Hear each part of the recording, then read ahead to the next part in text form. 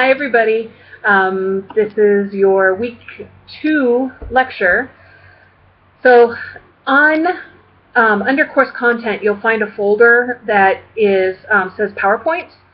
And under each chapter, you'll find 2 PowerPoints. One is from the textbook, so it has a lot more information in it. The second one is my lecture notes that I use in class. I'm giving you that because it shows you what information I emphasize, and it also gives you video examples that you can upload to take a look at.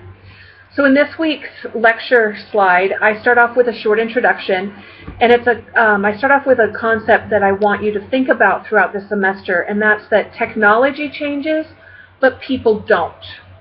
So think about that as we go through things. And just to give you a quick overview of the goals of this class, it's broken down into 4 different sections: information, relationships, persuasion, and entertainment. Information is what we'll be covering in the first third of the class. Some of relationship, or most of the first third of the class, I should say, and then a little bit into the second third with relationships, and then the majority of persuasion and entertainment falls at the back end of the text, and therefore the back end of the semester. So for chapter 1, the information I want you to really focus on is what is communication? So what is the communication model? And in the first slide of my lecture presentation, I give you a pictorial graphic of what makes up the communication model, the basic model, where you have a sender and a receiver.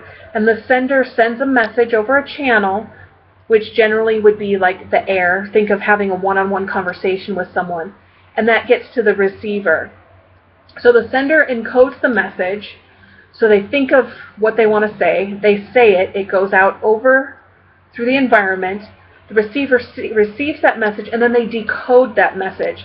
So they place meaning onto the message. Now there are different things that can get in the way. You can have external noise, which is any noise that's happening in the environment. So it could be sirens, it could be a fire alarm, it could be people talking if you're in a busy restaurant, it could be a phone ringing, it could be fans on a hot day like today.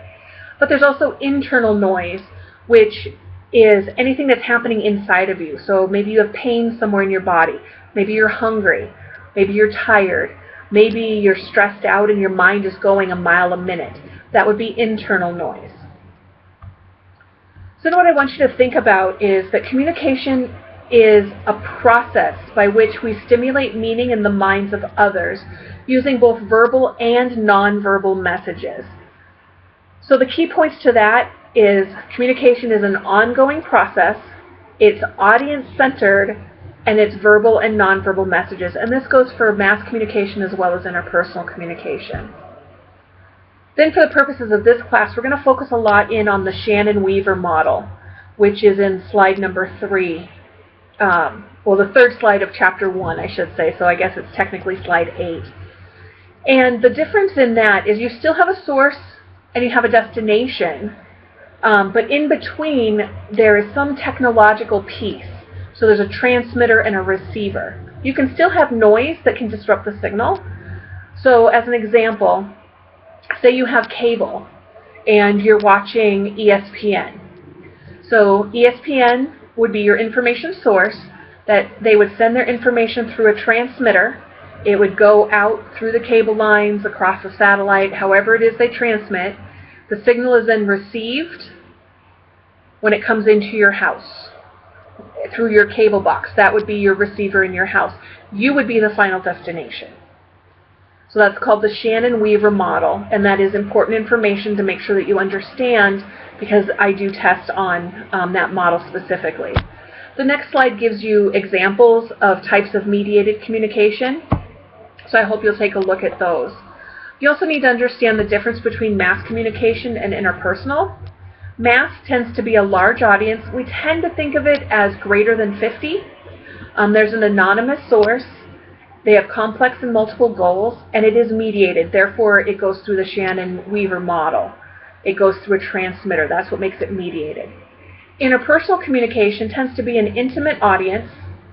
It's a personal source, and there are clear And I say clear with air quotes because there can be miscommunication that can make the goals unclear, but there's usually a purpose in what you're saying in your conversation.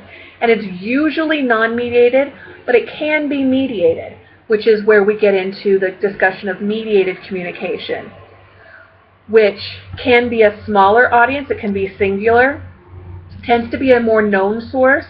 Again, it's clear goals, and it's mediated because the conversation happens through some form of technology. So say your significant other lives in another state, and you communicate with them via Skype. So when you connect via Skype, even though you can see each other and have the nonverbals, you can have a verbal conversation, because the computer is actually transmitting your image and transmitting your voice, it is now considered mediated communication. Another term you need to be aware of from this chapter is called narrowcasting. And this is, if you think of specialty cable channels, they are narrowcast. They have a well-defined, smaller audience. So if you think of a channel like TBS that has a broader range of TV shows, or NBC, where each show might have a target audience, but overall the channel doesn't, compared to, say, the Food Network or the Golf Channel, where they're focusing in on a very specific audience. That would be narrowcasting. Again, it's an anonymous source, just like with mass communication, multiple goals, and it's mediated. But the key to narrowcasting is it's a well-defined, specific, small audience. You need to understand the concept of digitization, which there's 3 steps to it. There's compression, conversion, and convergence. Compression is taking large information. So think of a book in a library, and you scan it. You're now compressing the information down to a smaller size. You then convert that information to binary code, so zeros and ones. And then the convergence comes where that conversion goes out to these other pieces of material or other technology, so your laptop, your desktop computer, your phone, your tablet. That information can now be shared on a broad array of technology. You want to think about, there's ways that you can use mass channels for interpersonal communication and vice versa. You can use interpersonal channels for mass communication. So what I like to explain to my in-person class is the book gives you the example of Dear Abby, so advice columns. That's a means of interpersonal communication through a mass channel. You're asking an intimate question, you're sharing intimate information about your life, and you're getting your response in a very public way.